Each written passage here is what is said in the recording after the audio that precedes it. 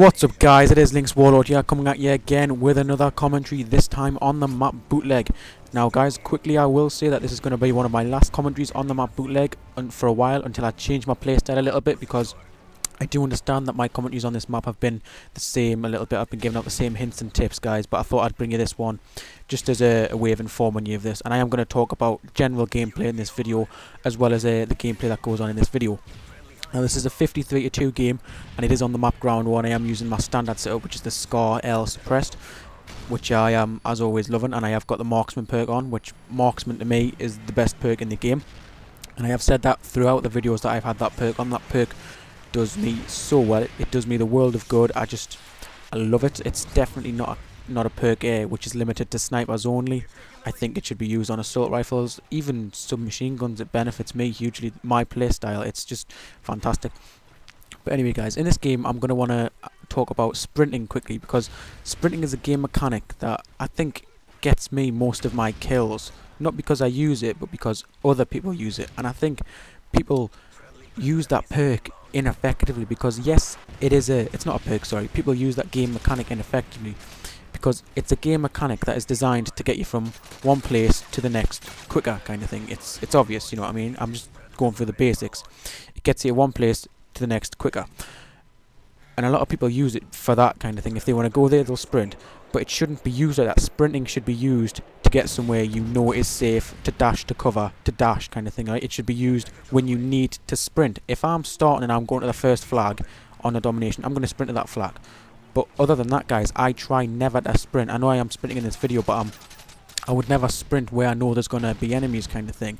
Never. A key rule to remember is to never sprint around a corner. Corners are really, really dangerous things in this game. There could be someone lying behind it, there could be someone waiting around the corner.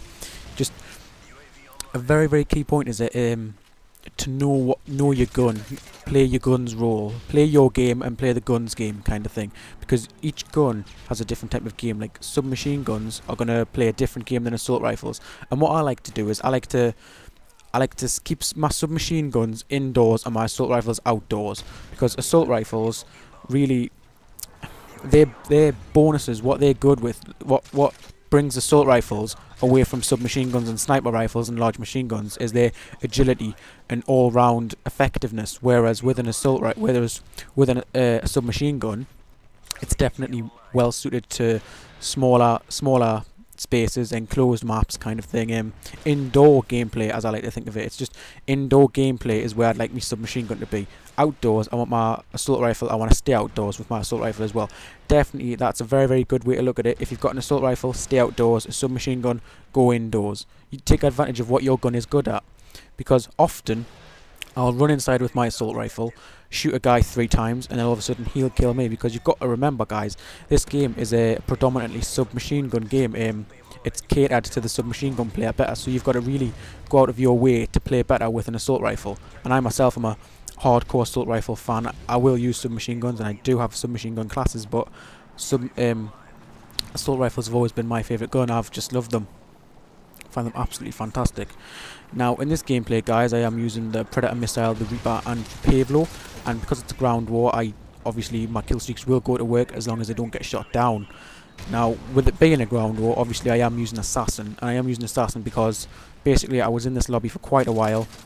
I played a few games with it, and they were bringing UAVs out all the time, and I thought, well, I know Assassin's a terrible perk to use, kind of thing. Well, it's not terrible, but I think Assassin being in the game means you've kind of got to use it. I know that sounds weird, but because of Assassin's there and because the UAV's there, then I think, yeah, you really have got to take advantage of Assassin being there.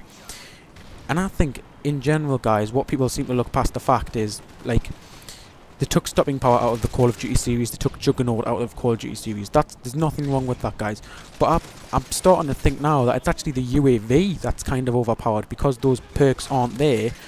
Assassin, cold-blooded, becomes overrun in the game, because people are using these perks because it's the next best thing, because people are knowing that UAVs are really powerful, and they're going to try and stop using that, basically, just make their UAVs ineffective. I think the UAV for a 3 kill streak, somehow a 3 kill streak means that you have the privilege to see every enemy on the map. I'm not I'm not saying that's a bad thing, right, but guys, but I do disagree with it. I think you shouldn't be able to get that. More advanced than that is the fact that you can get it in the support care package as well. You should definitely not be able to get that in the support care package, because that means you can get 4 kills with as many deaths as you want, or 4 flag captures, and you can see where everyone is on the map. That's not right. They were right to put assassin in the game, because that is not right, because they've kind of had to corrupt one thing because one thing was corrupted in the first place. Getting a UAV that easily shouldn't be right. But then again, guys, I am fully aware that assassin itself is it has too many bonuses on top of its functional use as it is. So yeah, I'm not going to rant on about assassin anymore, guys. We all know that it's a horrible perk. It's just not nice, guys, at all, is it? In this game, I would like to refer back to me sprinting thing. You do see me sprint and die. I think my second death, yeah, I only died twice in this game, and my second death is because I hit towards the choke point. In this game, for all those who don't know, this is the exact way I like to play the map. I like to abuse these long lines of sight. As you can see, this is the longest line of sight on this map, and to ripple kill, by the way. It's just a fantastic line of sight to take advantage of your weapon's ability. Depending on what weapon you've got, guys, definitely take advantage of that, as I mentioned earlier. At this point, I'm making sure they're locked in at their home flag. My guys are going to be taking the other flag. We're going to trap them on this flag, and I'm going to hold this choke point. I know they're spawning in there, so I don't want to go in there. These guys shouldn't really be standing around the doorway. I do die because I go and stand around the doorway, guys, which is silly. And you see me here, I don't want to really go any further into that room, because that is going to be full of submachine gun players, and I don't really want that, because I've got my assault rifle. The Scar L doesn't really have a high rate of fire. None of the assault rifles have such a high rate of fire. But I think this is where I think I die here. Go too far in and I get way too cocky with that. And I had my Reaper kill streak as well, guys. A lot of people seem to think that they have to rush around and that they have to do this and they have to do that, right, guys?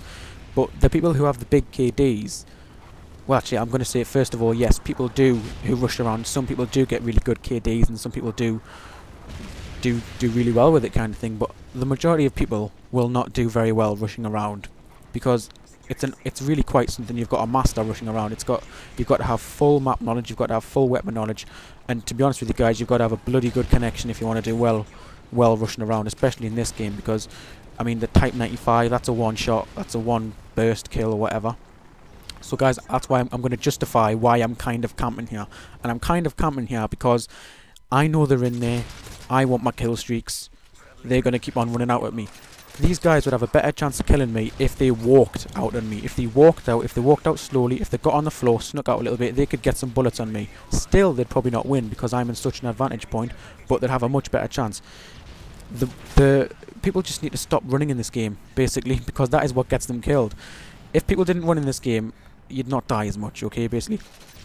Try it. Have a game where you don't run. Just go to these power points. Look for the map. Look on the map where there's these pressure points where you can go behind, like this one here.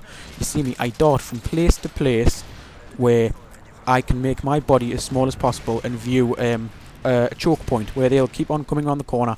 I'll make myself as small as possible. I'll kill them. It's all about controlling the engagement, making sure you're going to win, kind of tilting the odds in your favour. Take advantage of your map. Take advantage of what's next to you. Take advantage of everything you can possibly take advantage of. Take advantage of assassin. Take advantage of the guns that are overpowered. Take advantage of it all, guys.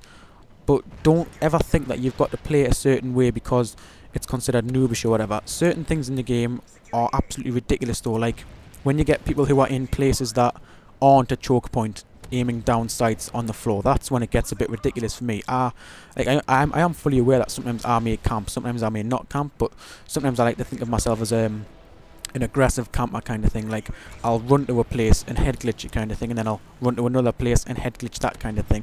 And I always take advantage of the fact that someone is going to want to come back and kill me. After I've killed them, they're going to want to come back and kill me. So I will then move in a sense that I am understanding that they're going to come back and kill me. They're going to come back and want to kill me. It sounds complicated. I'm sorry if the way I've got it across sounds a bit complicated, guys, but it does make sense. And in this gameplay here, you see me, I'm taking advantage of where they're spawning. I'm sticking to this line of sight, and I'm being quite a patient player. Patience is very good in this game. If you can stay patient, you can do quite well. And you do see me go quite well in this game. 53 to 2 is quite a high score. as far as good scores go. It's not the highest by any means, but it's a nice little score with little effort. I haven't had to run around, I haven't had to try really hard, I haven't had to put a lot of effort in, guys. They've basically killed themselves because they've run into the choke point so many times, guys. It's an excellent way to play to get your KD up this, because it doesn't require lightning fast reactions. It doesn't require you to master a certain weapon or whatever. I could have got this with most of the assault rifles this gameplay, guys. I just picked the one that I was the best with, that I found was the best for me. Now this gameplay is starting to wind down for a little bit, and as I watched this game back, I didn't actually realise that we lost. I can explain as best I can, which was, well, I was playing this game really late at night. This was recorded at about 2 AM. I was very tired, and it was the last game of a streak kind of thing. My whole party had backed out. It was just me and one more player, and I was tired. I was really tired, in fact, and I didn't even realise we were losing. And then all of a sudden we just lost. They were doing really bad for the objective, and then all of a sudden they really stepped it up and they took it. Now I didn't even realise, if I'm honest with you guys, which is a really poor gameplay on my behalf. I really don't recommend doing that at all. But what are you gonna do? That's it. I do have a good win-loss ratio. I'm not entirely sure what it is, but it's pretty good for this game as far as all my other Call of Duty games go. I did have a very high KD in Black Ops. I know my KD was at one point at 3.7, and I worked on that. But in this game I am playing a lot of drop zone, and drop zone lowers your KD so much. But anyway, guys, this gameplay commentary has wound down, so I will say bye. And please remember to subscribe and like this video if you can. Thank you very much, guys, for watching it. It's been LynxWarlord. Click one of the on-screen video annotations to take you to one of my recent videos, or click subscribe for more content.